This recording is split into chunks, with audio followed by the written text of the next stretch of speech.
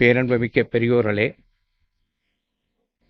Toronto தமிழ்ச்சங்கத்தினுடைய 164வது நிகழ்ச்சியிலே நாங்கள் கூடியிருக்கிறோம். 2014ஆம் ஆண்டு பிப்ரவரி மாதத்திலே நாங்கள் தொடங்கின இந்த அமைப்பு ஒரே சீராக மாதந்தோறும் கருத்தரங்குகளை நடத்தி கொண்டு வருகிறது என்பது உங்கள் எல்லோருக்கும் தெரியும். இந்த தொடர்ச்சியிலே ஒவ்வொரு மாதத்திலேயும் 3வது சனிக்கிழமையிலே 3 மணி தொடக்கம் 7 மணி வட்டும் இந்த நிகழ்ச்சியை நாங்கள் மேடையிலே செய்து கொண்டு வந்தோம்.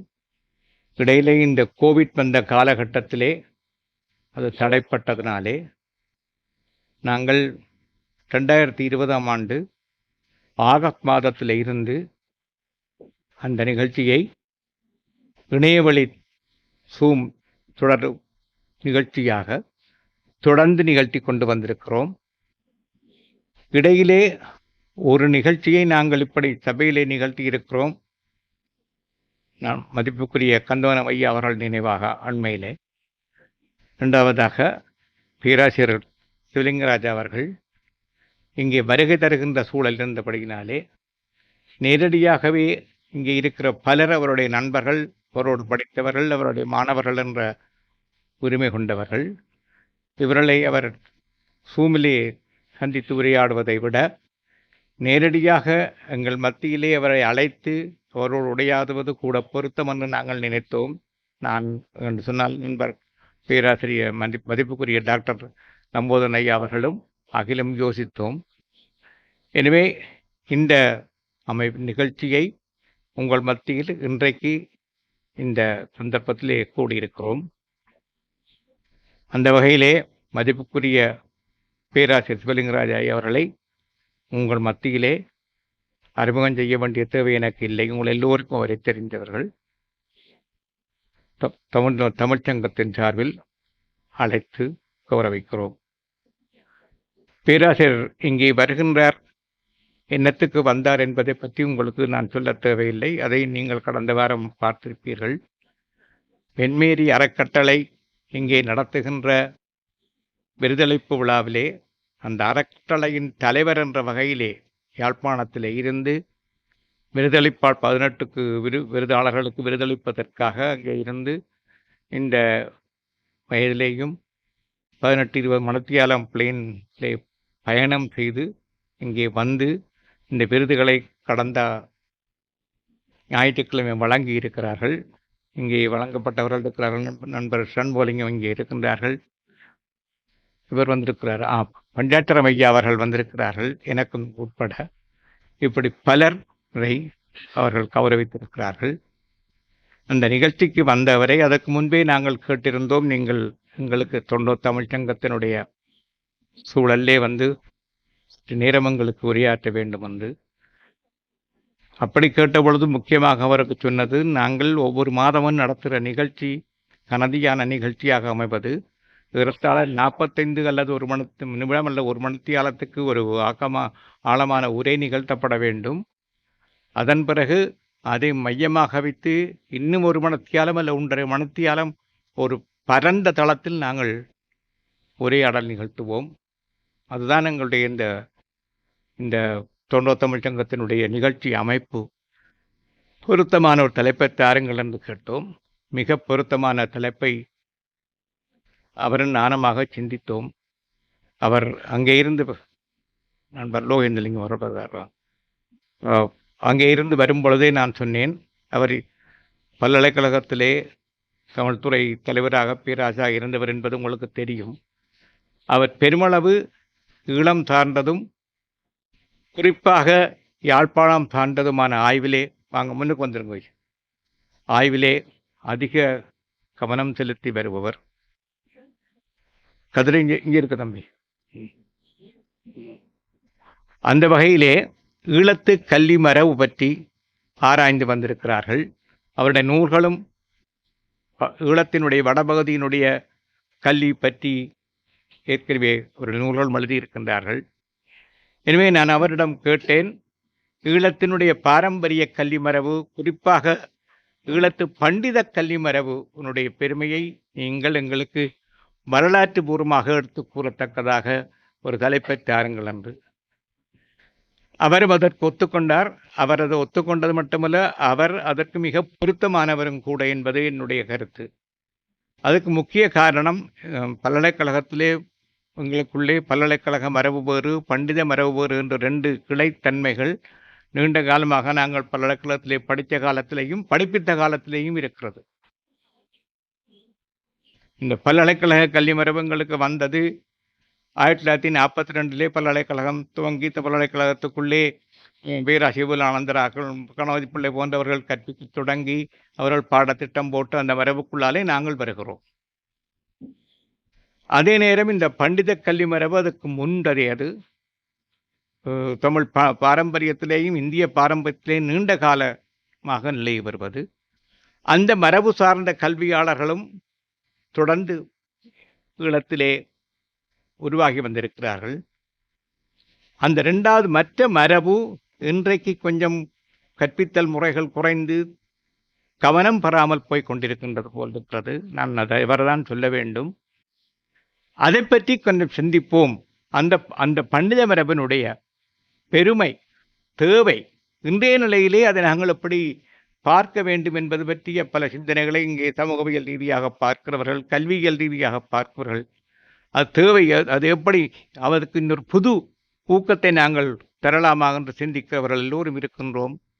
அந்த வகையை அவர் சிந்திப்பதற்கு ஒரு அடிப்படையாக அது பற்றிய ஒரு வரலாற்றை அவர்களுக்கு கூற வேண்டும் என்று கேட்டுக்கொண்டோம். நான் இங்கே இந்த உரை நிகழ்த்துவதற்கு முன்பாக ஒரு சில குறிப்புகளை கொண்டு வந்திருந்தேன். முதலாக பண்டிதர் என்ற சொல்லு, பண்டிதம் அல்ல பண்டிதர் என்ற சொல்லு முக்கியமாக ஒரு வட சொல், சமஸ்கிருத சொல்.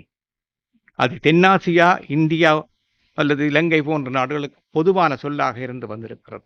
சமஸ்கிருதத்திலையும் இருக்கிறது, வட இந்திய மரபிலையும் இருக்கிறது, தமிழ் மரபிலையும் நீண்ட காலமாக இருக்கிறது. பண்டிதன் என்றால் முற்றும் அறிந்தவன், பல விடயங்களையும் தெரிந்தவன். இதில் ஒரு ஸ்லோகம் இருக்கிறது பஞ்சதந்திரத்திலே.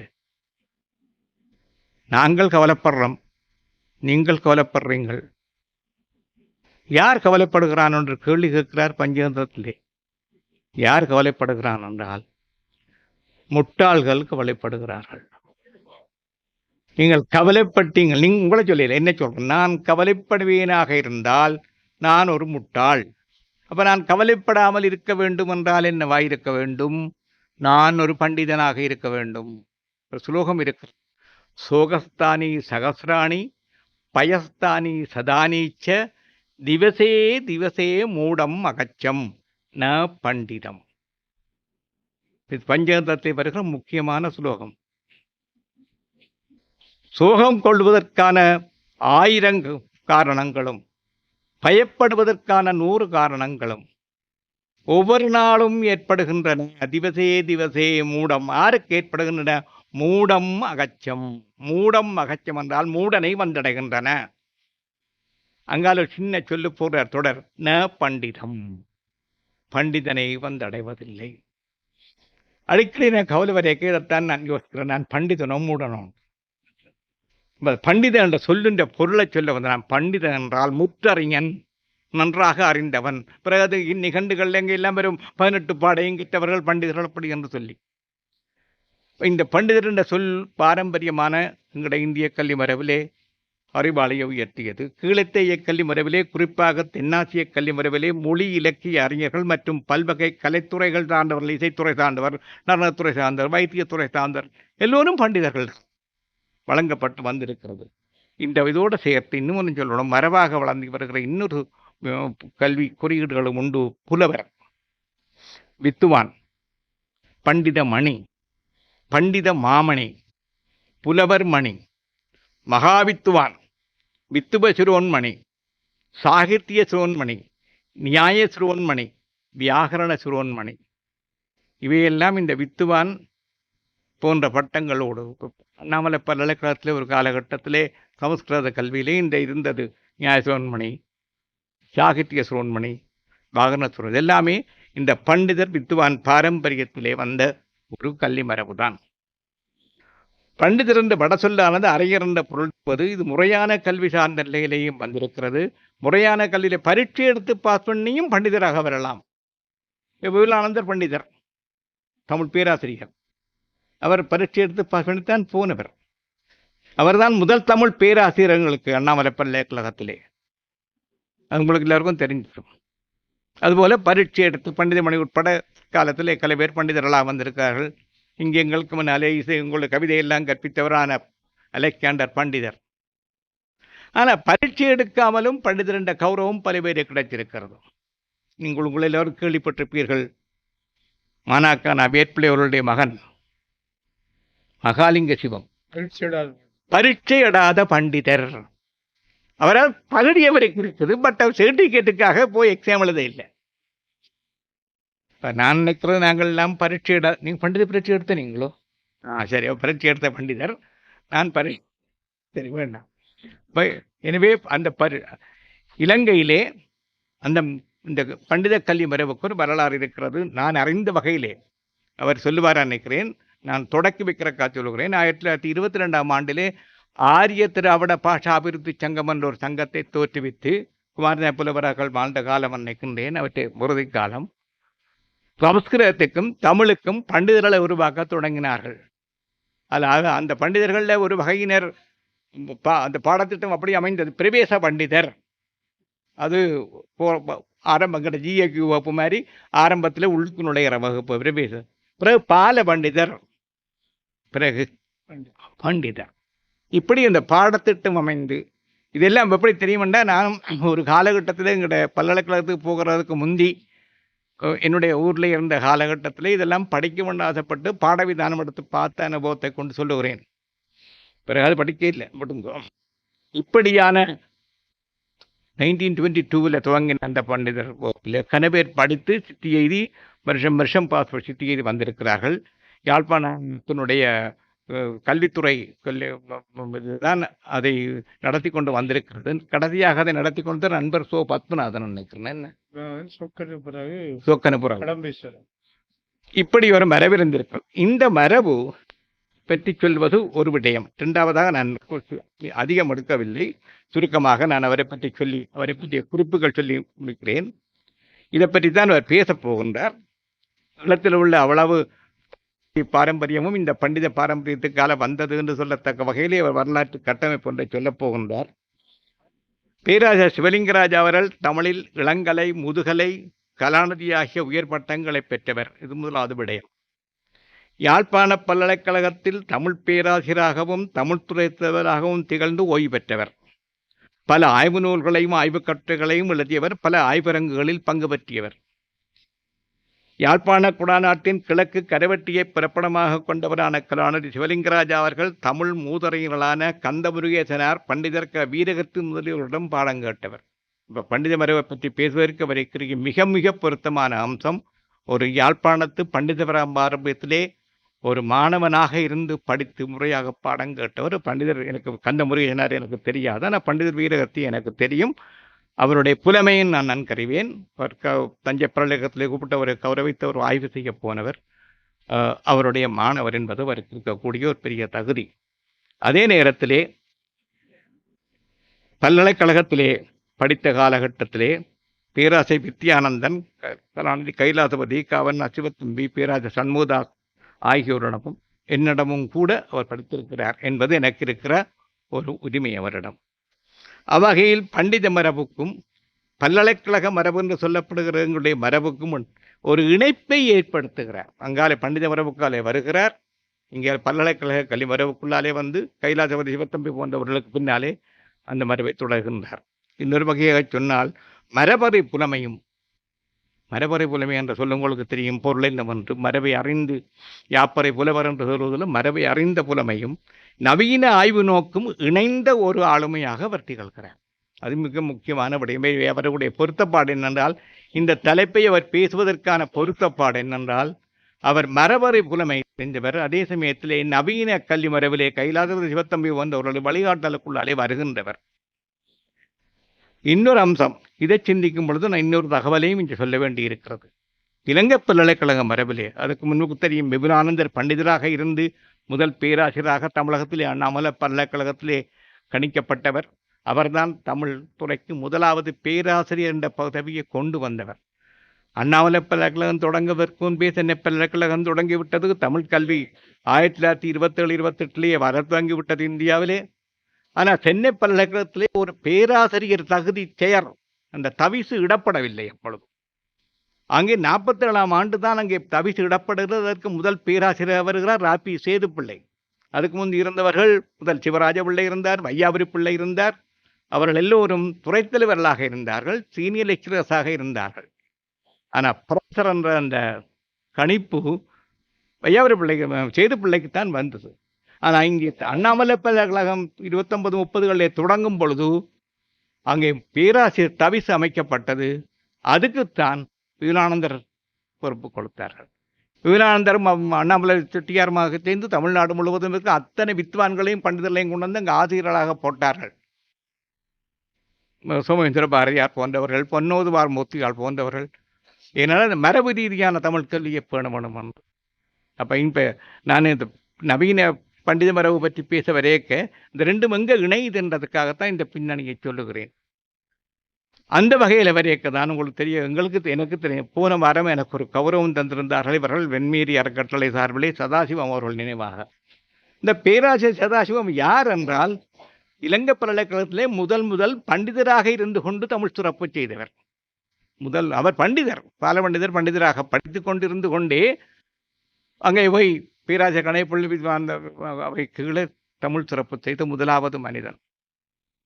அந்த வரவு அப்படியே பல்கலைக்கழக நவீன கல்வி மரபில் இணைகிறதை நாங்கள் பார்க்கிறோம். அந்த மரபில் தான் இவரும் இணைகிறார். இப்போ விபுலானந்தர், சதாசிவம் போன்றவர்களுடைய மரபிலே இப்படி ஒரு இணைப்பு பண்டித கல்வி மரபும் நவீன கல்வி மரபும் இணைகின்றது. அந்த இணைப்பை எங்களுக்கு முன்னால் அத்தாட்சியாக இன்றைக்கு இருக்கின்றவர் இவர். யாழ்ப்பாண பல்கலை இன்னும் இவரை பற்றி சொல்வதற்கொண்டு யாழ்ப்பாண பல்கலைக்கழகத்தின் முதல் தர சிறப்பு பட்டதாரி. யாழ்ப்பாண பல்கலைக்கழகம் தொடங்கினது 74-75 காலகட்டத்திலே தமிழ் சிறப்பு வகுப்பிலே முதல் ஃபர்ஸ்ட் கிளாஸ் எடுத்தவர் இவர் தான். 2வது பேட்சில் வந்தவர்கள் முதலாவது பெறப்பட்டவர்கள். அது மட்டுமல்லாமல் தமிழ் துறையிலேயும் அங்கே இருந்து செலக்ட் பண்ணப்பட்டு தமிழ் துறைக்கு லெக்சராக வந்து பேராசிரியராக வந்தவர். அவர் முக்கியமாக யாழ்ப்பாண குடாநாட்டை மையப்படுத்தி ஆராய்ச்சிகள் செய்து வருகின்றவர்கள். அவர்கள் புத்தகங்கள் என்று வந்த விஷயத்தை பார்த்தால் உங்களுக்கு தெரியும், மிக பெரும்பாலான விடயங்கள் யாழ்ப்பாண குடாநாட்டை மையப்படுத்தியவை. வடமராட்சியின் கல்வி பாரம்பரியமும் இலக்கிய வளமும் அவருடைய நூல். வித்துவ சிறுவமணி கணேசேயரின் வாழ்க்கையும் பணியும். 19ஆம் நூற்றாண்டில் யாழ்ப்பாணத்து தமிழ் கல்வி மரபு, ஈழத்து தமிழ் இலக்கிய செல்நெறி. 19ஆம் நூற்றாண்டு வரை ஈழத்து தமிழ் உரை மரபு, யாழ்ப்பாணத்து தமிழ் கல்வி மரபில் இந்திய ஆசிரியர்களின் பங்களிப்பு.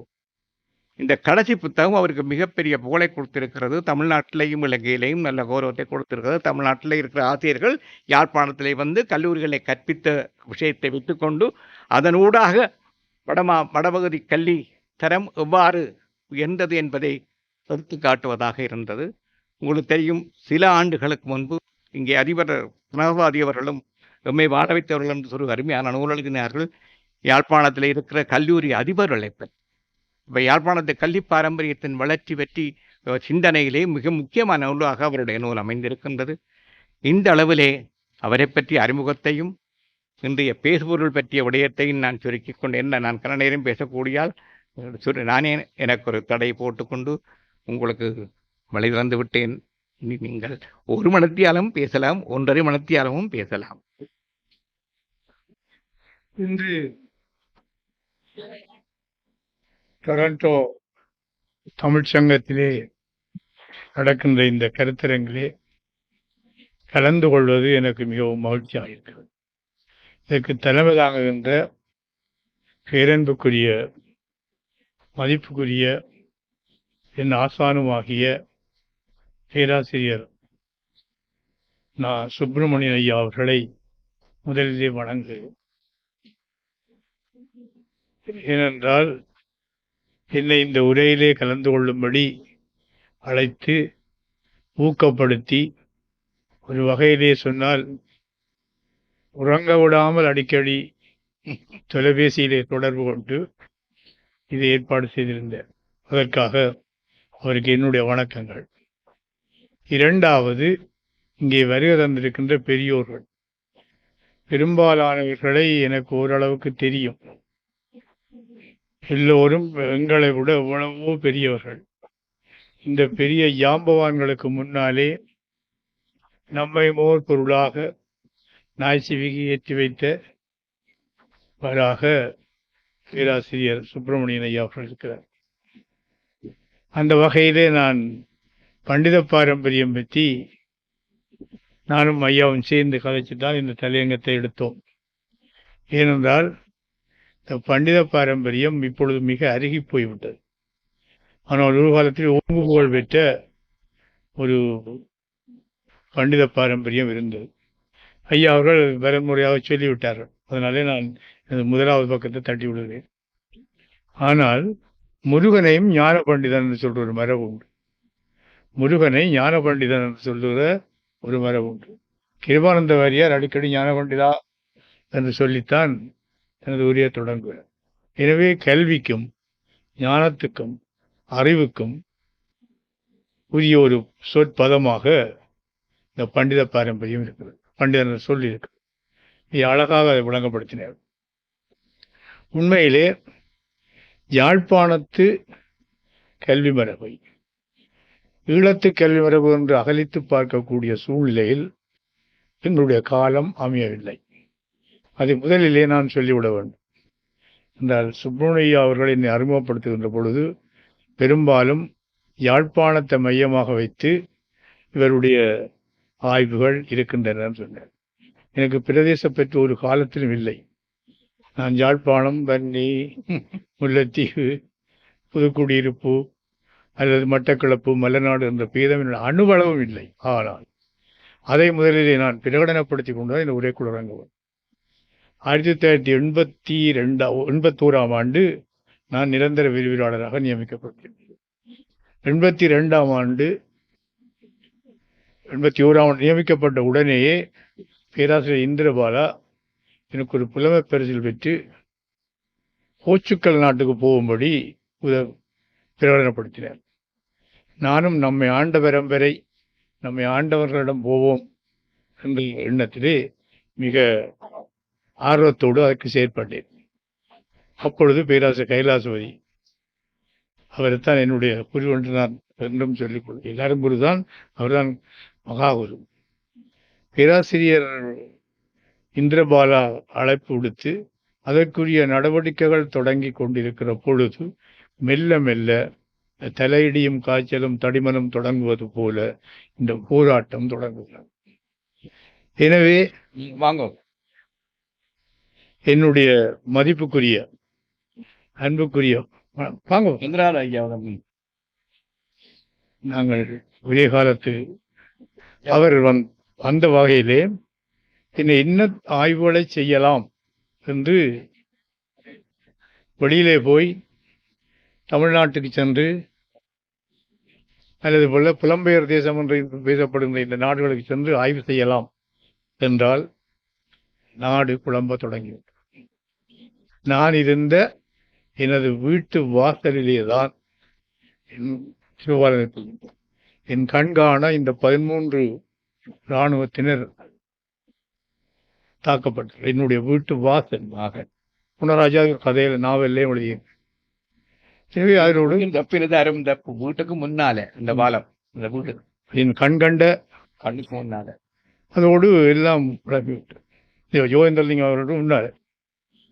எனவே அந்த காட்சியோடு நாங்கள் இந்த ஆய்வுத்துறைகளை அகலிப்பதில் இடர்பாடு ஏற்பட்டது. பேராசிரியர் கைலாசபதி என்னை பொறுத்தவரை அவர் இந்த உள்ளத்தில் உள்ள என்றும் இருக்கிறவர் அவர் தான். அவர் ஜாம்பவான். அவர் சொன்ன இங்கே ஃபாதர் இருக்கிறார். நாங்கள் ஒரே காலம் அவர் நேரம் கூப்பிட்டு சொன்ன சொல்லிங்களா, ஐயாரு நாடு போகிற போக்கு அவ்வளோ சரியில்லை. நீர் ஸ்ரீலங்கன் தமிழ் லிட்ரேச்சர் தான் இந்த ஃபீல்டு. அவர் சொன்ன வசனத்தை அப்படி இப்படி சொன்ன விளவாடும். ஸ்ரீலங்கன் தமிழ் லிட்ரேச்சர் பற்றி 19ஆம் நூற்றாண்டு பற்றி யாராவது கேட்டால் என்ன விளவாடும். இது கைலாசபதி சொன்னது. இப்போ நான் வெளிக்கிட்டு போகலாது, மனைவி பிள்ளை, அப்போ ஒரு பிள்ளை தான் போக முடியாது, என்ன செய்யலாம் என்றால் அவர் வழிப்படுத்தினார். யாழ்ப்பாணத்தை மையமாக வைத்துக்கொண்டு செய் முதல். யாழ்ப்பாணத்தை செய்தால் அது மேலும் முழுவதற்கும் இலங்கை முழுவதற்கும் பரவும். எனவே யாழ்ப்பாணத்து கல்வி பாரம்பரியம், யாழ்ப்பாணத்து புலமை பாரம்பரியம் என்று பல்வேறு விடயங்களை தந்தார். விடுதல் அறியா விருப்பினராக நான் அதுக்குள்ளே போனால் வெந்து வழியாக வர முடியும். அப்பொழுதுதான் அவர் சொன்னார், முதலாவது நீர் என்னென்ன விஷயங்களை செய்ய வேணும் என்று ஒரு பட்டியலிட்டார். 82ஆம் ஆண்டு டிசம்பர் மாதம் 6ஆம் தேதி அவர் காலமாகினார். இது 81 ஆண்டு ஜனவரி மாதம் என்னோட இந்த விஷயத்தை பற்றி கதைக்கிறேன்.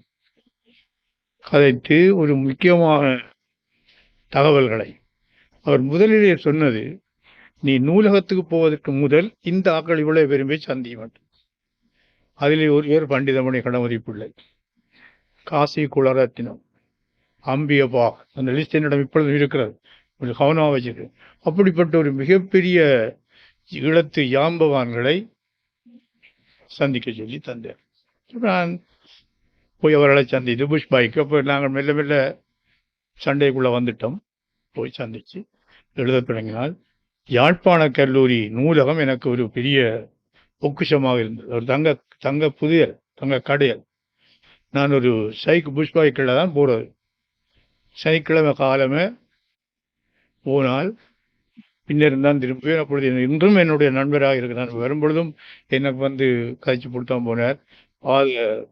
பேராயர் எபனேசன் அடிகள், அவர் அப்பொழுது உபாதிபராக இருக்கிறார். அதிபராகி பேராயர். இன்றும் தமிழ் ஆய்விலும் தமிழ் கல்வியிலும் மிக ஆர்வம் உடையவர். நான் பகுதியாக சொல்ல வழக்கம், தள்ளாத வயதிலும் நித்திர கொள்ளாத மனிதன் அவர். ஏனென்றால் 1 மணிக்கு 12 மணிக்கு கோல் எடுப்பேன். அப்புறம் படிச்சு கொண்டிருக்க டவுட் வந்தோடனே எடுப்பேன். அந்த அவர்களோடு சேர்ந்து நான் யாழ்ப்பாண ஈழத்து கல்வியில் இறங்கினால் ஆனரவுக்கு அங்கே போகலாது. அதுக்குள்ளதான் எங்களோட கைலாச சொன்னார், யாழ்ப்பாணத்தை செய், அது பிறகு எப்படி அங்கால பரவி கொண்டு போச்சுது, எல்லா இடம் பரவி சேர்ந்தது, பிறகு அடுத்த வாரம் செய்யலாம், நீங்கள் செய்யலாம்.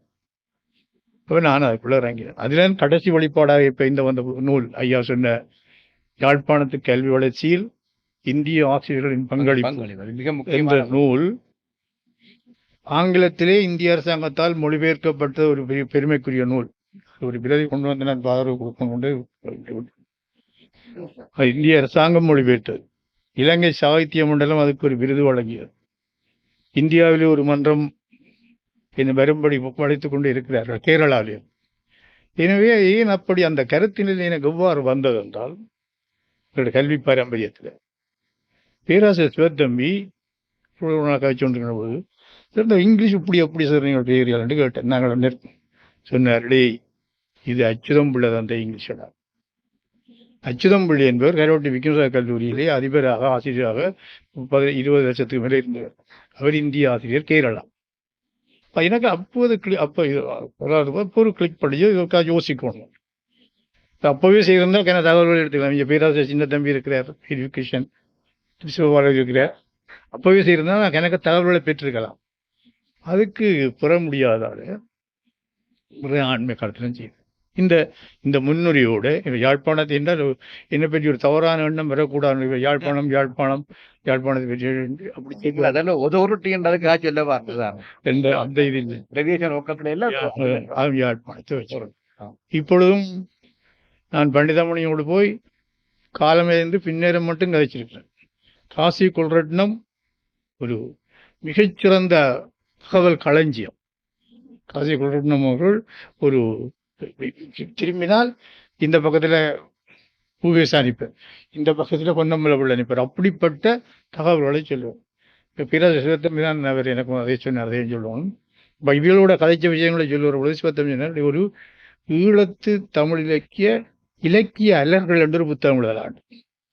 இந்த இலக்கிய அலர்கள் என்றால் கர்ணவரம் பெற செவி வழியாக வந்த கதைகள் நல்லதும் வரும் கெட்டதும் வரும். இந்த வகையில் அதில் எனக்கு ஈடுபாடு வந்து அந்த துறையிலே நான் இறங்கேன்.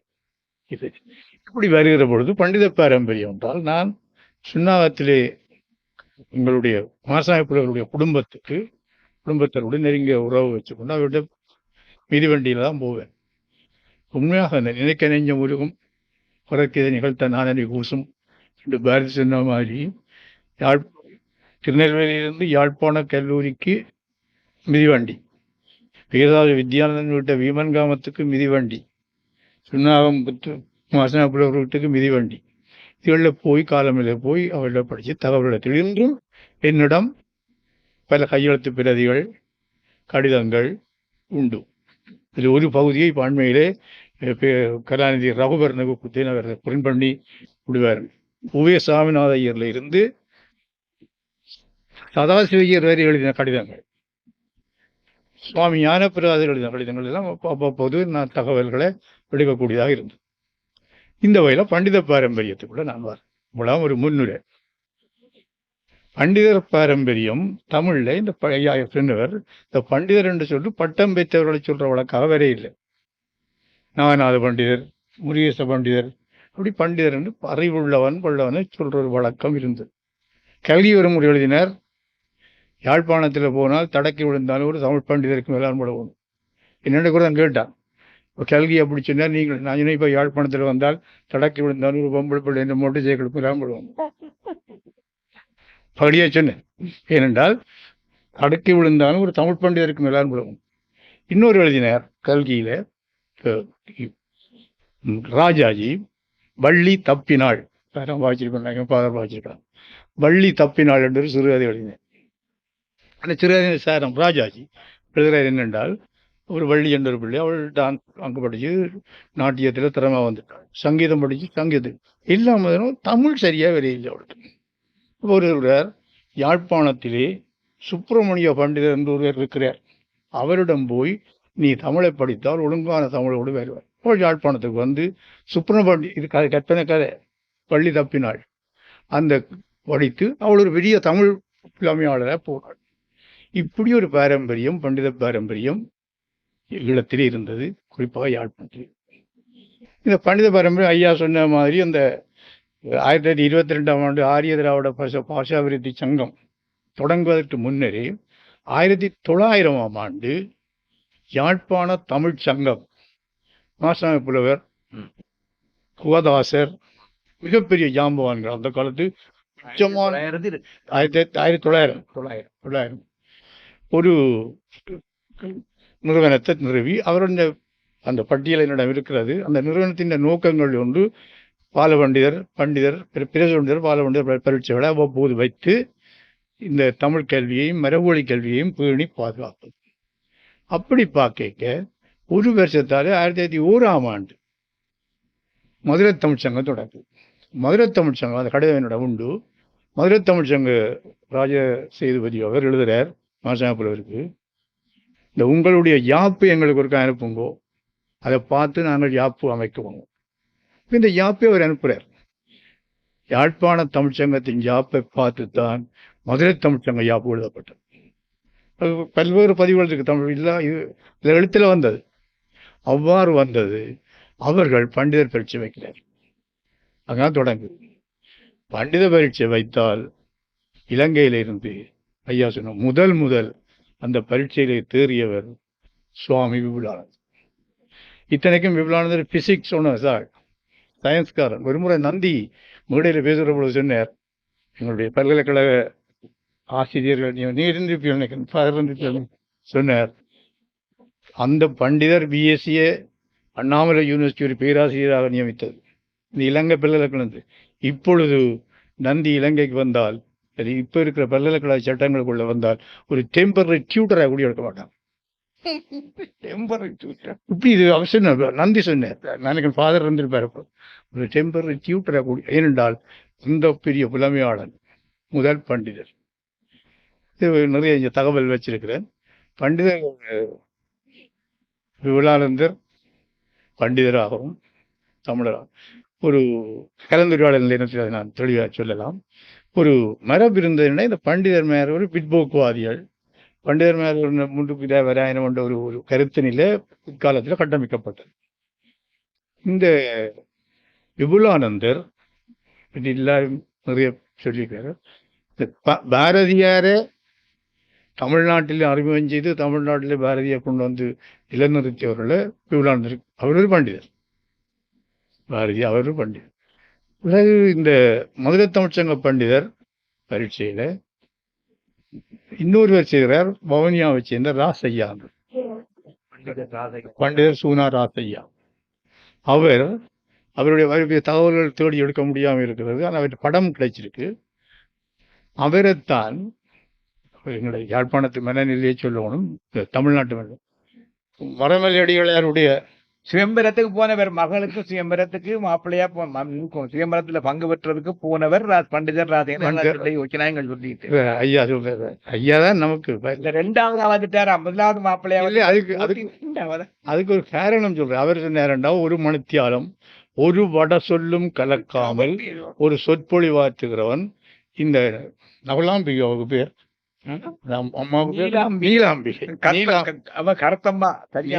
நீலாம்பிகண்டா இவ தொட்டா கையில விடுற கருப்பு. அப்ப சாசகனர் நல்ல சிவல நல்ல வடிவு, கிட்டத்தட்ட ஜெமினியோட மாதிரி இருக்கு. அவர படம் உண்மையில எனக்கு கிடைச்சு. அவர் பேசிக்கொண்டு வந்த பொம்பளை எல்லாம் சரியா பேசுறாருன்னா பொம்பளையால இருக்கிறார். பார்த்தாராம், இது பிரச்சனை. கடைசியா 2 வடமொழி சொல்ல செய்து போச்சு. அல்லாவிட்டால் சாசகனர் தமிழ்நாட்டுக்கு மருமகனாக போய் தமிழ் கல்வி பாரம்பரியம் வந்தது.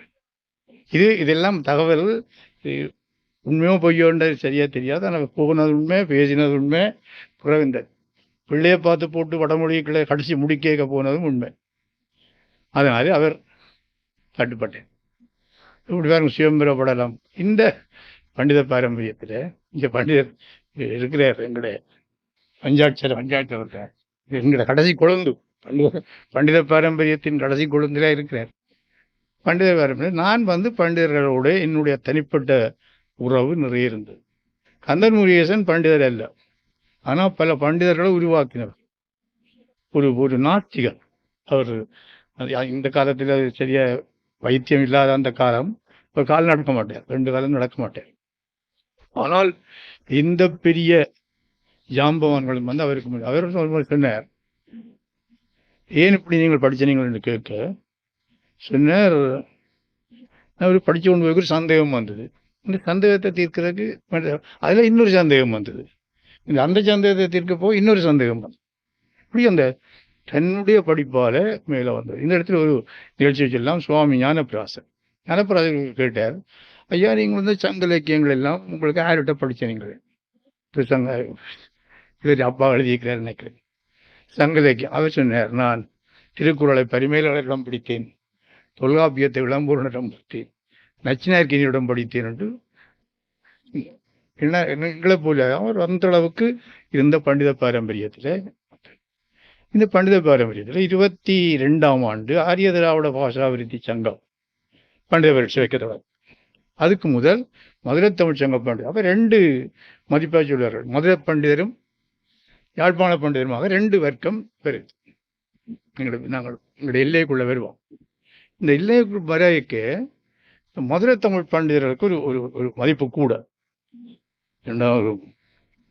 இலங்கை தமிழ் பண்டிதர்களுக்கு அப்போ இப்போ தமிழ் மரபொழி தமிழ் கல்வியை, மரபொழி கல்வி முறைமைகள், ஏனென்றால் இந்த மிஷனரி மேல் வந்தோட மரபொழி தமிழ் கல்வி போய் நிறுவன மொழிமைப்பட்ட கல்வி வந்து அது முறைகளுக்கு தேவையில்லை என்று சொல்லி நிறுவன மொழிப்பட்ட பாடத்திட்டம் சிலபஸ் எல்லாம் வந்துடுச்சு.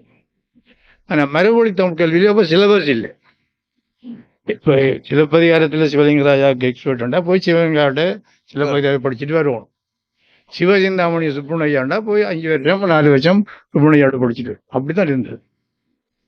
இப்படி என்னுடைய ஆசிரியர் இந்த தமிழாசிரியர் இந்த சிலபஸ் என்று சொன்னதுக்கு என்னுடைய தமிழாசிரியர் ஒரு ஆள் மன்னவன் கந்தப்பு அவர் பாடசாலைக்கு கொஞ்சம் லேட்டாக வந்தார். இதை தவிர அந்த காலத்து அதிபர்கள் இவ்வளோ நாகரிகமானவர்கள் என்ற கத்தாட்சி கிட்டார். இவர் வெளியாடு வரை அவர் சைக்கிளாக வந்துடுறாங்க. என்ன மன்னவன் சிலபஸ் எப்படி போகுதுண்டா, ஹிந்தி வரையா படிப்பிக்க இல்லைன்று அவர் சொன்னார், சார் நான் சைக்கிளில் வரேன், என்னுடைய வடமராட்சி சிலபஸ் யாழ்ப்பாணம் போகுது, சிலபஸ் பத்திரிகை இப்படியே சிலபஸ் யாழ்ப்பாணம் போகுது, சிலபஸ் அவர் சிரிச்சு பிடிச்சிருச்சிடும்.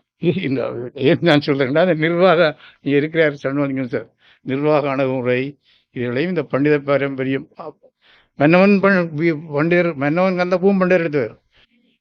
ஆனால் பல பேர் பாஸ் பண்ணாதவர்களும் பிடிக்காரத்தான் இருந்தது. பரீட்சை எடுத்து பாஸ் பண்ணாமல் இருந்த ஆசிரியர்கள் பண்டிதர் பாஸ் பண்ணாமல் இந்த பண்டித பரீட்சையில் ஐயா சொன்ன 22ஆம் ஆண்டு சதாசிவையர் இருக்கிறார். சதாசிவையர் ஒரு பெரிய ஜாம்பவான். அவர் 1882ஆம் ஆண்டு பிறந்தார். அவர் பிறந்த ஆண்டுதான் சுப்பிரமணிய வாரியரும் பிறந்தார். அவரை பற்றி ஒரு கட்டுரை எழுதி சொல்லி பேராசிரியர் கைலாசவை எனக்கு சொல்லி நான் சாஸ்திரியரை பற்றி கட்டுரை எழுதி அதை கைலாசவை தந்த கையால் எனக்கு எழுதி அனுப்பி அது அவர் பண்ணு வந்தது. ஏனென்றால் சதாசிவையருடைய ஓட்டம் இலங்கையிலோட பாரதியை பற்றிய ஒரு நினைவு கொள்ளக்கூடிய அளவுக்கு அவற்றை பணி இங்கே இருந்தது. சதாசிவையர் பண்டித கல்வியை முயப்படுத்த அரசியல் செல்வாக்கு இருந்ததுனால அவர் என்ன செய்தார் என்றால் இந்த பண்டிதர்மாருக்கு ஒரு அலவன்ஸ் கொடுக்கணும், ஒரு சிலபஸ் ஒரு இதை செய்தார். இப்போ 24ஆம் ஆண்டில் பண்டிதர்மார் வித்துவான்மார் 10 ரூபா அலவன்ஸ். 10 ரூபா பெரிய பணம். இதனால இந்த பண்டிதர் படிக்கிறவர்கள் எல்லாம் போட்டி போட்டு படித்தார். அதை பற்றி விவரத்தை நான் எழுதியிருக்கேன். இந்த புத்தகங்கள் தேடி எடுத்து பல பேர் பாஸ் பண்ணல, பல பேர் பாஸ் பண்ணார்.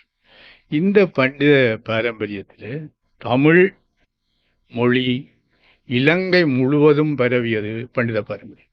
இது என்னுடைய நீங்கள் என்னுடைய யோசிக்கலாம். உண்மையிலே யாழ்ப்பாணத்தில் இருந்த பண்டித பாரம்பரியம், யாழ்ப்பாணத்து ஆசிரிய பயிற்சி கலாசாலைகள், யாழ்ப்பாணத்து கல்வியாளர்களின் முயற்சிகளால் ஆசிரியரம் பெற்றவர்கள் இலங்கை முழுவதும் போனார்கள். இதை ஒரு வெளிக்கள ஆய்வில் போனால் நிறைய அறியலாம். நான் பூரணங்கள் எல்லாம் தேடி காய்க்கிறது. இந்த கிளப்பில் எடுத்தேன். பேராசிரியர் சிவத்தமிழ தப்பன் பாணந்துறையெல்லாம் படிப்பிச்சவர். அவரும் ஒரு பண்டிதர். என்ன தெரிஞ்ச வேலுப்பிள்ளை என்ற ஒரு பேர் கட்டுக்காஸ் கலியா என்ற இடத்துல ஒரு முழுக்க முஸ்லீம் ஏரியாவில் அதிபராக அங்கே அவர் இறந்தபோது பல இஸ்லாமிய அரசியல்வாதிகள் உட்பட பலர் அவருக்கு அஞ்சலி எழுதியிருந்தார்கள். அந்த நிலவு மேலே எண்ணம் வந்தது. ஏனென்றால் இந்த கல்வி மரபு, இந்த பண்டித கல்வி மரபு இலங்கை முழுவதும் பரவிச்சு. பல நாட்டில் இருந்தார். புசல்லாவில் இருந்த ஒரு பண்டிதர் படிப்பிச்சை பற்றி அவருடைய நினைவு மலர்கள் எழுதியிருந்தார். இந்த பண்டித பாரம்பரியம் தமிழ் மொழியை, தமிழ் இலக்கியத்தை, இலக்கணத்தை வரன்முறையாக கற்க வேண்டும் என்ற ஒரு நிலைப்பாட்டை கொண்டிருந்தது. இதனால தான் உண்மையிலே பண்டிதர் பாரம்பரியம் யாழ்ப்பாணத்தை பொறுத்தவரையில் 3 கிளையில வருது. பண்டித பாரம்பரியம் ஒன்று ஆரிய திராவிட பாஷா விருத்தி சங்கம் உருவாக்கிய பண்டிதர். 2வது பரமேஸ்வரா கல்லூரி உருவாக்கிய பண்டிதர். 3வது மதுரை தமிழ் சங்கம் உருவாக்கிய. இந்த 3 மரபுக்குள்ளேயும் என்னை பொறுத்தவரையில் நான் என்னுடைய அறிவு உட்பட்ட வகையில் பரமேஸ்வர கல்லூரி பண்டிதர்கள் உச்சமானி. பரமேஸ்வர கல்லூரி பண்டிதர்கள் உச்சமானி. மதுரை தமிழ்ச்சங்க பண்டிதர், சிலர் மதுரை தமிழ்ச்சங்க பண்டிதரும் ஆரியராஜ பண்டிதரும் 2 வகை பண்டிதர்கள் இருக்கிறார்கள். அதே நேரம் பேராசிரியர் விபுலானந்தரை தொடர்ந்து மிக முக்கியமான ஒரு அம்சம் வருகிறார் பேராசிரியர் கணபதி பிள்ளை. பேராசிரியர் கணபதி பிள்ளை முத்து முழுக்க ஒரு பண்டித பாரம்பரியத்துகளாலே வந்தார். பேராசிரியர் கணபதி பிள்ளை முத்துக்குமார் சுவாமி குருக்கள் என்ற ஒரு குருக்களிடம் வரன்முறையாக படித்தவர். அவர் தன்னுடைய ஒரு புத்தகத்தை முன்னுக்கு சமர்ப்பணம் செய்வார். நத்தும் பரிதி துறவாள் சிவச்சூடர் நான்மறையோன் ஒத்தனையும் செந்தமிழ் என்னை உணர வைத்தோம் முத்துக்குமார சுவாமி குருமணி மொய்க்களுக்கு வைத்தி அவர் வணக்கம் சொல்றது. அவர் பண்டிதர் முத்துக்குமார சுவாமி குருக்கள். இத்தனை இவர் செய்தால் அவர் ஒரு அந்த காலத்து இதே பேராசிரியர் கணபதி பிள்ளை பற்றி எனக்கு வித்யானந்தனாக்கள் சொல்லித்தான் கூட தெரியும். அவர் ஒரு செல்வா கூட இருந்தவர். இந்த வித்வான் பரீட்சையை உண்ட வச்சு இந்த தமிழ் கல்வியை பண்டிதர்களுக்கு ஈக்குவலாக கொண்டு வரணும் கொண்டு பல்கலைக்கழகத்தில் ஒரு வித்வான் பயிற்சியை உண்டாக்கினார். அது முறைப்படி செனட் மேலே அந்த எல்லா அனுவலும் எல்லாம் அனுமதியும் பெற்று அதில் தான் வித்வான் ஜெவரட்னம் சப்பாது சந்திரகாந்தனுடைய தகப்பனர் வித்வான் அடைக்கலமுத்து வித்வான் சொக்கன் இப்படி ஒரு ஒரு வித்வான் அவர் ஸ்ரீ குமாரசாமி வித்வான் ஸ்ரீ குமாரசுவாமி கருணாநிதியின் தாத்தா. அப்படி ஒரு பல பேர் இந்த பண்டிதர்மாரை விட ஒரு படி மேலே கூட கொள்ளக்கூடிய என்ன பல்கலைக்கழகத்துக்குள்ளால வார ஒரு பண்டிதர். இவை ஆரிய திராவிட பாஷா விருத்தி சங்கம் யாழ்ப்பாண மதுரை தமிழ் சங்கத்துக்குள்ள வர பண்டிதர். இதில் ஒரு படி மேலே இல்லை. ஏனென்றால் அவருடைய கல்வி முறையில் ஆய்வு நெறிமுறையில் கொஞ்சம் பேர் தன்மை காணப்படும். இவருடைய பண்டிதர் பரீட்சையிலே தேறுவதற்காக பல பேர் பல வகுப்புகளை நடத்தினார். நானே வடமராட்சியில் ஒரு பண்டிதர் கிளாஸ்லாம் போய் படித்தேன். நான் இப்போ இந்த சூரியனோட கையில் விட்டுட்டேன். கடைசி வரையும் போனான். அந்த வாணிகலை கழகம்னு சொல்லி பண்டிதர் வீரத்தி நடத்தினார். அது மாதிரி மயிலட்டியில் ஒன்று நடந்தது, மல்லாகத்தில் ஒன்று நடந்தது. இதெல்லாம் பரீட்சைக்கு என்ன இந்த 10 ரூபா சம்பளம் கூட்டவா கொடுக்குறான்னு எல்லாரும் அதில் ஒரு ஆர்வம். எல்லா ஆசிரியர்கள் என்னை பொறுத்தவரை ஒரு 90% தமிழ் ஆசிரியர்கள், பயிற்றப்பட்ட தமிழ் ஆசிரியர்கள் பண்டிதர் பரீட்சைக்கு தூற்றியவர்கள். பாஸ் பண்ணாவிட்டால் முறையில் அந்த சிலபஸ் முழுவதையும் படித்தவர். அதனால ஒரு கிரெடிக்காரர் இல்லை. தமிழ் கேள்வி சிறப்பாக இருந்தது. பண்டிதமணி கணபதி பிள்ளை ஆரிய திராவிட பாஷா விருத்தி சங்கத்தையும் மதுரை தமிழ் சங்கம் பண்டிதரையும் வடிவம் எழுதினார். பண்டிதமணி இந்த உரைநடை ஐயாவையும் எழுதினார். இந்த 2 பொம்பளை பிள்ளைகள் புலோலியில் பண்டிதர் பரீட்சையில் சித்தியர்.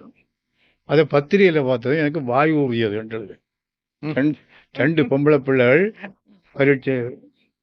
இவர் இருக்கிறார் எங்களை சாவை பஞ்சாட்சியத்தை மருமான் அதை பற்றி ஒரு கட்டுரை எழுதிக்கிறார். புலோலி பர்வத மகாலிங்க எழுதிக்கிறேன். அந்த அதை பார்க்க எனக்கு வாய் உரியது.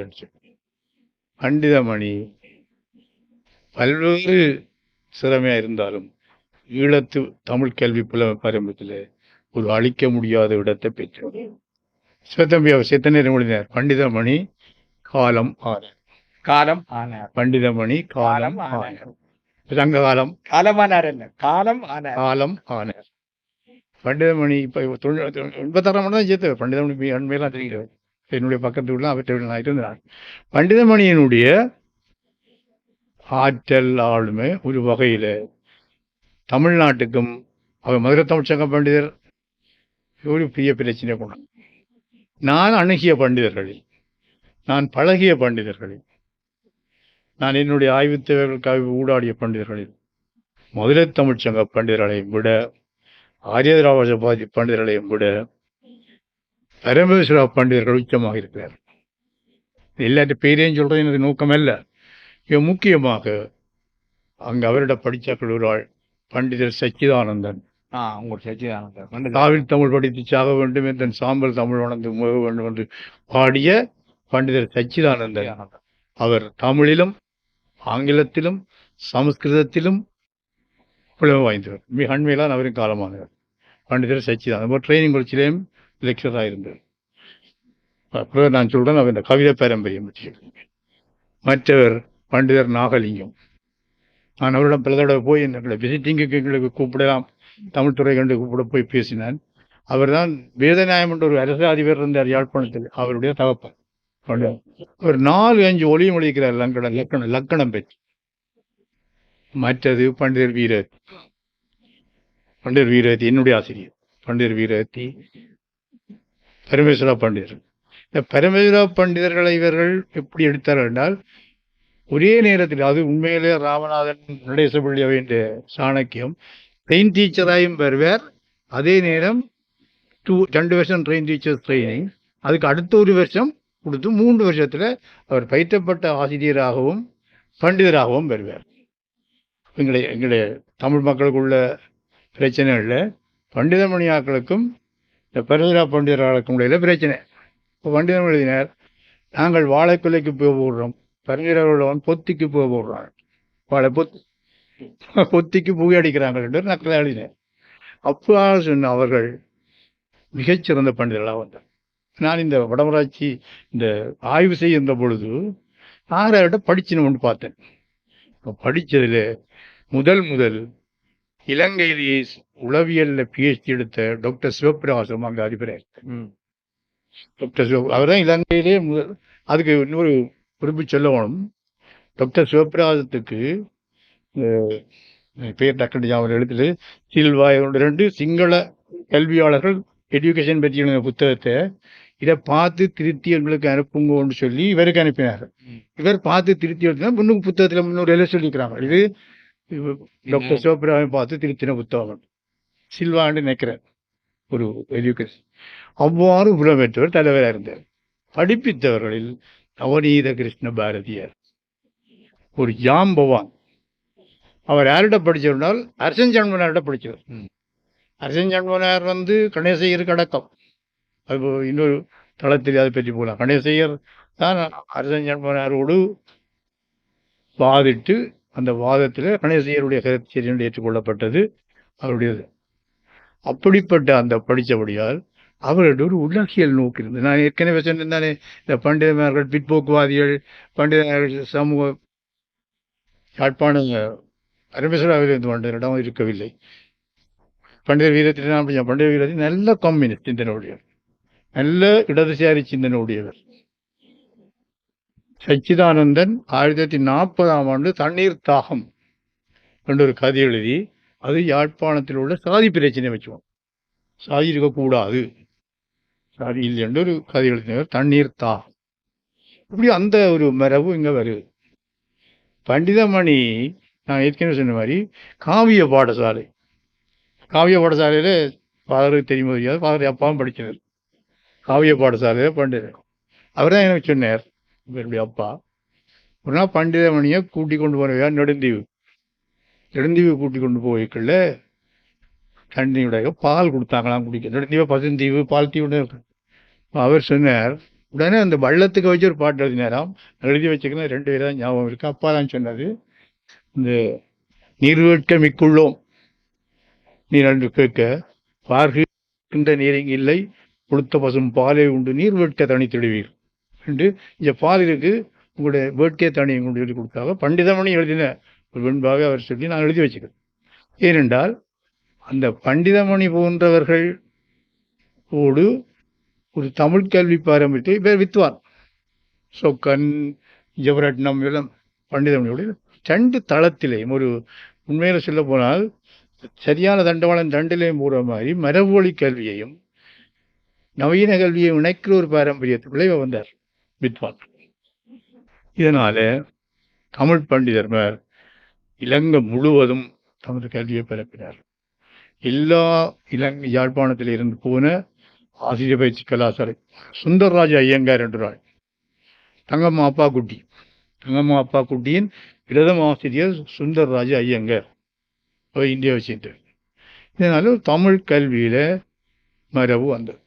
எனக்கு பேராசிரியர் இந்த தம்பியை பார்க்க கொஞ்சம் பயமா இருக்குது சொல்லலாம் ஒன்று. ஏனென்றால் இப்போ இந்த கல்வி முறைமை எப்படி இப்போ நவீன கல்வி சித்தாந்தங்கள் இதை பற்றி எனக்கு தெரியாது, நான் இந்த ஃபீல்டு. ஆனால் பண்டிதமணியிடம் படித்தவருடன் நான் படித்திருக்கேன், நவநீத வாரியரிடம் படித்தவருடன் நாங்கள் படித்திருக்கிறோம். அவர்கள் படிப்பித்ததை பற்றி சொல்வார்கள். அவர்கள் படிப்பித்ததை பற்றி சொல்லுகிற பொழுது உதாரணமாக ஒன்று சொல்கிறேன். ஒரு செய்யுள் குழந்தை இலக்கியம் பற்றி பண்டிதமணி இன்றைக்கு வகுப்படுத்த போகிறேன். போனால் ஆசிரியர் பயிற்சி கலாசாலை என்றால் அப்போ பண்டிதமணி ஆட்களை பேராசிரியர் தான் சொல்கிறது. ஆசிரியர்களுக்கு கற்பிக்கின்ற பெரிய ஆசிரியர்கள் பேராசிரியர். இப்போ அப்படி பேராசிரியர்கள்னு சொல்ல பண்டிதமணி போன்றவர்கள் சொல்லலாம். அந்த வகையில் அவர் போக ஒரு இடையில் ஒரு கட்டுரை எங்கே வாய்ச்சினான், ஒரு ஆசிரியருக்கு இருக்க வேண்டிய கடமை ஒரு முக்கியத்துவம் அவன் தான் படிப்பிக்கிற பாடத்தில் மிக தெளிவான அறிவு நுட்பம் இருக்கவும். 2வது சொல்லுற விதம் சந்தோஷமாக இருக்கும். அவன் சொல்லுற விதம் மாணவர்களை கட்டுக்குள்ளே வச்சிருக்கதா இருக்கும். இது எனக்கு பண்டிதனோட படித்த ஒரு ஆசிரியர் தான் எனக்கு சொல்கிறேன், படிப்பச்சவர். ஒரு நாள் அவர் இந்த சின்ன பிள்ளைகளுக்கு படிப்பிக்கிற கவிதை படிப்பிக்கிற அப்படின்னு படிக்க போகிறார். இவர் உன்னோட தொடங்கினாராம், நான் இப்போ வாரன் வைக்கிற ஒரு சின்ன பள்ளிக்கூடத்தில் படிப்பிக் கொண்டிருக்கிறார்கள். மியா பூனையாம் மீசக்கார பூனையாம், ஆள் இல்லாத நேரம் பார்த்து ஆருட்ட பூனை பூனைக்குட்டி என்று படிக்கிறாங்க. எல்லாரும் தோணுங்க. நான் உங்களுக்கு இன்றைக்கு அகலிகை படிப்பிக்க இன்றைக்கு நான் உங்களுக்கு அகலிகை பற்றி படிப்பிக்க இப்போ மியா மியா பூனைக்குட்டி, மீசக்கார பூனைக்குட்டி, ஆள் இல்லாத நேரம் பார்த்து ஆருட்ட பூனைக்குட்டி, இப்படியான ஒரு கற்பித்தல் முறைமை அவர் கையாண்டார் என்று எனக்கு என்னுடைய ஆசிரியர் சொன்னேன். அது சரி விட சின்ன தம்பியாக்கெல்லாம் சொல்லுவோம், எனக்கு அது தெரியாது வீராவே. இந்த ஒரு முறையில ஒரு ரசன பாரம்பரியம் கொடுக்கப்படுது. இன்னொன்று, இந்த பண்டித பாரம்பரியத்தில் இப்போ இருக்கிற கவிதை பற்றி பல்வேறு கருத்து, நவீன கவிதை, புது கவிதை, வசன கவிதை. பண்டிதர் வீரத்திய ஒரு நாள் என்ன படிப்பிக்க கிளாஸில் சொன்னார், இடையே கவிதை என்றால் ஒன்று தான். பேந்து வசன கவிதை, புது கவிதை. கவிதை என்றால் முயல் என்ற ஒரு சாமான் இருக்கு, கொம்பன்னு ஒரு சாமான் இருக்கு. முயல் கொம்பு ஒரு சாமான் இல்லையே. கவிதை கவிதை தான். நீ புது கவிதை இந்த வசன கவிதை என்று சொல்லாது. இந்த நல்ல கவிஞர்களாக இருந்தார். நான் ஏற்கனவே சொன்ன சச்சிதானந்தம் சாவித்தமிழ் படித்து சாக வேண்டும், நல்ல சாம்பல் தமிழ் மணந்து போக வேண்டும். ஒரு சமூகத்தை நோக்கிய இன்று பல்கலைக்கழக விரிவுரையாளர்கள் செய்ய விரும்பாத, அல்ல செய்யக்கூடாத, செய்ய முடியாத சில விஷயங்களை அந்த காலத்தில் அவர்கள் செய்தார். சாதியை பற்றி பாடினார், சமூக ஏழ்மையை பற்றி பாடினார், தமிழை பற்றி பாடினார். ஒரு முறை பண்டிதர் வீரத்தின் ஒரு பாடல், ஒரு கோயில் நிர்வாக சபை, அந்த கோயில் அவர் பக்தியை தான் பாடுறார். ஏன்னா பக்திக்குள்ளாக என்ன சொல்றார், கோயில் நிர்வாகம் சிவபாலனுக்கு ஆக்களியில் வச்சு தெரிய கூடும். கோயில் நிர்வாகத்தை பாடைக்கு அவர் போடுறார். அந்த கோயிலில் போய் தான் கும்பிடுறார். ஆர் அந்த அட்மினிஸ்ட்ரேட்டிவ் கமிட்டியில் இருக்கிறோம் என்றால், கானமையில் பாவனசை காட்டுக்கோழி, கடுவிடத்தில் கரந்துரையும் கரிய நாகம், ஞானவழி யோகியரில் தூங்கும் பூனை, நாவிரண்டு கூருடைய உடும்போடு ஆடு போனவழி நனையோடு ஓனாய், இந்த பூவுலகை தலகுகளாய் பார்க்கும் வௌவால், ஆனைவி எல்லாமே அடியராகி அகடியம் செய்வது உன்னாடல் வசம். கோயில் நிர்வாகத்தை எங்களுக்கு ஆகடியம். இதே மாதிரி பண்டித சச்சிதானந்தன் ஆஸ்பத்திரி போறார், கியூவில் போய் மருந்துக்க போக சொல்றார், ஊழியரின் தோழியர்கள் உள்ளே போய் வருவார், கோழிப்பொழுது வந்த நான் காத்திருப்போம் வரட்டும். அந்த கால சமூக செல்நறிய எங்களுக்கு சாவை பஞ்சாட்சரம் 60ஆம் ஆண்டுகளில் பாடின ஒரு பாட்டு நீ இருக்கிறார். என்னுடைய தலைமையினரும் என் அன்னையும் அவரும் ஒரே ட்ரைனிங் கொடுத்து இவர் கொடுத்து விட்டு ஒரு புத்தகம் அப்போ படித்தது. அந்த புத்தகம் இப்போ ஞாபகம் இருக்கு. எது இன்பம்னு நினைக்கிறேன் தலையங்கம். கண்டியில் திகழ் பல்கலைப்பள்ளியில் கற்கிறாள் கடைக்குட்டி பசுந்தமிழ். அப்போ யூனிவர்சிட்டி கண்டியில் திகழ் இது கவிஞத்தை பாட்டு சாவே இல்லை. கண்டியில் திகழ் பல்கலைப்பள்ளியில் கற்கிறாள் கடைக்குட்டி பசுந்தமிழ். பண்டிதன் நடுவில் மகன் பண்டிதர். பட்டதாரி பொறியியற் கல்வியில் லண்டனில் இளையான், மலையாவிலே மூத்தவன் தொழில் மந்திரி. இப்படி வண்டலாம் பொருட்பாதை. இப்போ நுட்ப பொருந்தக்கூடியது. லண்டனில் இளையான். நாங்கள் படிக்கிற காலத்தில் இந்த புவியியல் நான் அடிக்கடி யோசிக்கிற வழக்கம். இந்த புவியியல்ல எங்களுக்கு ஒரு இடம் குறிக்கிறேன்னு ஒரு பாடம் இருந்தது. ஆம்ஸ்டர்டாம் எங்க, போர்த்துக்கல் எங்க, இத்தாலி எங்க. இப்போ சாதாரண அவன் இந்த இளையவன் இத்தாலி நிற்கிறான், மூத்தவன் போர்த்துக்கல்ல நிற்கிறான், மற்றவன் கனடாவில் நிற்கிறான்னு சொல்கிற அளவுக்கு அந்த சாதாரணத்துக்கு வந்து அதை சாவே பஞ்சாட்சியம் முடிச்சேன். இப்படி பல பேர் பல கவிதைகள் சமூக பிரஜையோடு எழுதினது ஒரு பண்டித பாரம்பரியம். அதாவது கடைசியாக முடிக்கட்டே கடைசியா டிஸ்கஷன்ல எடுப்போம். இந்த பண்டிதர்மாருக்கும் இந்த பல்கலைக்கழக கல்வி வந்து பட்டதாரிகளுக்கும் வந்தோடனே ஒரு வேறுபாடு வந்து பண்டிதர்மார்கள் ஒரு நையாண்டிக்குரியவர்களாக மாறுற கோலம் வந்து ஒரு பண்டிதர் என்றால் ஒரு நேஷனலும் சால்வையும் பேட்டியும் போட்டு அவர்களை நையாண்டியாக பார்க்கிற பாரம்பரியம். ஆனால் நான் பல்கலைக்கழகத்துக்கு வந்து படித்த காலத்தில் என்னுடைய மிக முக்கியமான ஆசிரியர் கைலாஸ்வதி இந்த பண்டிதர்களை நேசித்து, பண்டிதர் வீரவத்தி அவருடைய மிக நெருங்கிய நண்பர் கைலாஸ்வதி. பக்கத்து வீட்டையும் கொடுத்து தென்னை வீட்டு பக்கத்தை வாடகை வீடு எடுத்து கொடுத்து வச்சிருக்கு. ஆனால் பண்டிதர்கள் உண்மையிலே நையாண்டு செய்யப்பட்டார்கள். நல்ல ஒரு உதாரணம் சொல்லலாம். நான் கருத்து சொல்ல மாட்டேன், இந்த கருத்தை வச்சுக்கொண்டு மகாகவி பாடின பாட்டு, மகாகவியின் குறும்பாவட்டு. இதை நான் ஒரு இடத்தை சொல்லி ஒரு இந்த பாட்டை சொல்ல இல்லாத வழியிலே ஆனால் அவர் சுட்டு காட்டுவார். அவ்வளோ பாட்டை சொல்லி பண்டிதர் பண்பாடென்று நிற்பார் பழையதொரு புணரியலே கற்பர். அவ்வளவுதான். மிச்சத்தை நீங்கள் மிச்சத்தை சொல்லலாம். மண்டையுட பட்டதனால் பண்டிதர் பண்பாடென்று நிற்பார் பழையதொரு புணரியலே கற்பர். மண்டையுட பட்டதனால் மருத்துவர்பால் சென்று அவர் புண் தையல் போடுவதற்கு புணர்ச்சி செஞ்சவர் தான் இதை நான் சொல்லி பத்மா சிவமா வந்து என்னோட கோபிச்சார். இதை நான் கொழும்பு தமிழ் சங்கத்தில் வேற ஏதோ கவிதை பற்றி மகாவியை பற்றி பேச முடிக்க இதை சொல்லி எல்லாம் சரி நீங்கள் சொன்னபடியாண்டு. அப்போ இப்படி நையாண்டு செய்கிற அளவுக்கு பண்டிதர் மேல் ஆனால் உண்மையிலே ஈழத்து தமிழ் கல்வி பாரம்பரியம் இது என்னுடைய சமயம். ஈழத்து தமிழ் கல்வி பாரம்பரியத்தில் ஆரோக்கியமான ஒரு தமிழ் செழுமையை ஒரு தமிழ் வலிமையை இலக்கண இலக்கிய விடயங்களில் கொண்டு வந்தவர்கள் இந்த பண்டித பாரம்பரியம். இந்த பண்டித பாரம்பரியத்துக்குள்ளான் வித்வான்கள் வளர்ந்தார். வித்வான் குமாரசாமி, வித்வான் சீனா குமாரசாமி, வித்வான் அடைக்கலமுத்து, வித்வான் ஜெபரட்னம் அவர்கள் மேலத்தே ஆய்வு முறையையும் அணையினர். அற்புதமான கவிஞர்களாக இருந்த அடைக்கலமுத்து அமுது எனக்கு அவர் நவீன கால கவிதைகள் எனக்கு நல்ல ஞாபகம். உண்மையாக ஒரு தமிழ் கல்வி மரபில் இலங்கை முழுவதும் வியாபித்த ஒரு பாரம்பரியம் பண்டிதர்மாருக்கு. இது உதாரணங்கள் நிறைய சொல்லலாம். என்னுடைய குறிப்பில் இருக்கு. அங்கே என்னுடைய அந்த கையெழுத்து பிரதிகளும் உண்டு. அவர்கள் விபுலானந்தருடைய யாழ் நூலுக்கு அசிஸ்டண்டாக இருந்தது பண்டிதர் வச்சினாங்க. அந்த படங்கள் இருந்ததெல்லாம் பண்டிதர் வச்சாங்க. குழந்தை இலக்கியத்துறையில் உச்சமான கவிதை ஒரு அளவள்ளியப்பா சொன்னான்.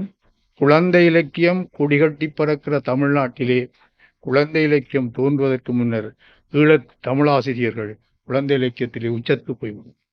இது வள்ளியப்பா தன்னுடைய அதுதான் சோமந்திர ஆடிப்பிரபு அந்த கவிஞர் பண்டிதர் சின்னத்தம்பி கத்திரி வெரளியான போன்ற பல்வேறு கவி. இதே நாங்கள் முற்று முழுக்க தூக்கி எறியவும் கூடாது. நாங்கள் எங்களுக்கு ஒரு பாரம்பரியத்தோடு தமிழ் கல்வி பாரம்பரியத்தோடு பண்டித பாரம்பரியம் என்னுடைய இதே சுப்ரமணியா இந்த ஃபேஸ்புக்கில் போட்டோன்னே என்னோட மாணவன் ஒருவர் அங்கே இருந்து எழுதியிருந்தார். சேரும்படி அடுத்த புத்தகமாக இது வர வேணும். இது ஈழத்து பண்டித பாரம்பரியம் புத்தகம் அதுக்குரிய இது உங்களுடைய அடுத்த புத்தகமாக நீங்கள் இது எழுத வேண்டும்னு சொன்னேன். தகவல்கள் என்னோட அவர்கள் கண்டனம் இருந்தது, புராண படனம் இருந்தது, எல்லாத்துக்கும் இது எங்களுக்குன்னு தமிழாசிரியர்களாக அவர்கள் இருந்தது ஒரு மிக முக்கியம். அப்புறம் அந்த 10 ரூபா அலவன்ஸை நிப்பாட்டி போட்டாங்க சில உங்களுக்கு. இந்த வகையிலே எல்லாம் பெரிய இவரை நான் சந்திக்கிறோம் வச்ச அந்த ராமலிங்க எங்களுடைய கிரீன் ஹாஸ்பிட்டல் வைத்திலிங்கம் நீங்கள் டிரான்ஸ்லேட் பண்ணியிருந்தீங்க அந்த புத்தகம் இந்த டக்குனு ஞாபகம் வராது. அதில் நான் சொல்ல வந்தால் வெள்ளக்காரரையும் எங்களுடைய காட்பா பூர் பண்டிதர் கிரீன் பண்டிதர் தான் சொன்னார். டாக்டர் கிரீன் பண்டிதர் பூவர் பண்டிதர் தான் சொன்னார். அது ஒரு பண்டிதர் என்றால் ஒரு ஒரு என்ன சொல்கிற அந்த ஒரு புலமையாளர். ஒரு கிராமத்தில் சொல்லுவார்கள் பண்டிதர் இந்த கண்டது கேட்க பண்டிதனாவான், கண்டது சாப்பிட வண்டியனாவான். கண்டது கேட்க பண்டிதனாவான், கண்டது திண்டால் வண்டியனாவான். இது எங்களை கிராமங்களில் வழங்குகிற பழமொழி. இந்த எல்லாத்தையும் கற்று ஒரு பண்டிதனாக வருகிற ஒரு விஷயம் ஒரு மிக முக்கியமானது. நான் ஒன்று சுப்ரமணியா குறுக்கத்தான் கொண்டு வந்தேன். நான் இந்த விருத்தோபனிஷத்துன்ற ஒரு மலையாள கவிதை அவர் எழுதினவர் ஒரு துணைவேந்தர் இருந்தவர். அவர் இந்தியா போய் இந்தியாவில் இருந்தவர். அந்த கவிதை மலையாளத்தில் இங்கிலீஷுக்கு போய் இங்கிலீஷ்லேருந்து தமிழுக்கு வந்தது. ஸோ அதில் டிரான்ஸ்லேட் பண்ணது. இதுக்கு பண்டிதர் வாமுசரம் பிள்ளைவர் அணிந்து எழுதியிருக்கேன். அதே உங்களுக்கு கொடுக்கணும்னா நான் கொண்டு வந்தேன். என்றால் ஒரு பண்டிதர் எப்படி ஒரு விருத்தோபனிஷத் முதுமை அருமையான கவிதைகள் தமிழில் தான் நான் பார்க்கிறேன். அந்த முன்னுரையை பண்டிதர் எப்படி முன்னுரை எழுதியிருக்கிறார். அந்த வகையிலே விருத்தோபனிஷத்தை எங்களுக்கு நாங்களும் விருத்தோபனிஷத்தில் வந்த முதுமை எங்களிடம் வருகிற முடியாது. மிகவும் இதை விட பண்டித பாரம்பரியம் பற்றி நீங்கள் ஏதாவது சந்தேகம் மேலதிகமாக அறியணும் கேட்டால் அதை பற்றி நான் சொல்லலாம். தெரியாவிட்டால் தெரியாது என்று சொல்லுவேன். அதுக்கும் ஒரு பண்டித பாரம்பரியம் தான் முக்கியம். திருச்சிராப்பள்ளி கணேசையரிடம் போய் நான் அவரை பற்றி ஒரு ஆய்வு செய்து ஒரு 100 மொழி என்ன போய் கேட்பார்களாம். பேராசிரியர் செல்வநாயகமே அவர்கிட்ட போய் படித்தவர். போய் கேட்பார்களாம், இப்படி சந்தேகம் உண்டால் பார்த்து சொல்லுகிறேன், உடனே சரியாட்டால் நான் பார்த்து சொல்லுகிறேன் என்று சொல்லுவார். நான் சேர்ந்தால் நாங்கள் படித்து சொல்லுகிறோம், கேட்டு சொல்லுகிறோம் என்றால் இப்படி அந்த காலத்து குமாசாப்புலவரும் அப்படி சொல்லுவாராம். குமாசாப்புலவரும் சொல்லுவாராம், நான் பார்த்து தான் சொல்லணும், என்ன தெரியாது. இப்போ ஆசிரியர்கள் என்னவாங்க, ஏதோ செப்ப கட்டியோ தனக்கு தெரிஞ்ச மாதிரியும் காட்டி அது மாணவர்கள் கண்டுபிடிப்பார்கள். ஆனால் இந்த பண்டித பாரம்பரியத்தில் தெரியாதுன்னு சொல்றோம். நான் தேடி பார்த்து ஆராய்ந்து சொல்றேன்னு சொல்ற மரபும் இருந்தது. எனவே ஈழத்து தமிழ் கல்வி மரபில் பண்டித பாரம்பரியம் ஒரு பலமான தூணாக இருந்தது. இப்போ எனக்கு சுருக்கமாக சொல்ல போனால் இந்த இப்போ இருக்கிற அதுவும் இந்த கம்ப்யூட்டர் வந்தால் போல ஆகப்பிழை கூட வருது. எனக்கு என்ன கண்ணுது எழுத்துப்பிழை, சொற்பிழை, வசனப்பிழை, அது ஒன்றுமில்லாமல் அந்த காலத்திலேயே அடிப்படை தமிழை நன்றாக கற்பித்தார். இப்போ அடிப்படை தமிழை கற்பித்தார். அப்போ அடிப்படை தமிழை சரியாக பெற்றார். அதனால பண்டித பாரம்பரியம் மிகவும் முக்கியமானது என்று கூறி ஏதாவது கலந்துரையாடலுக்கு நான் தயாராக இருக்கிறேன்.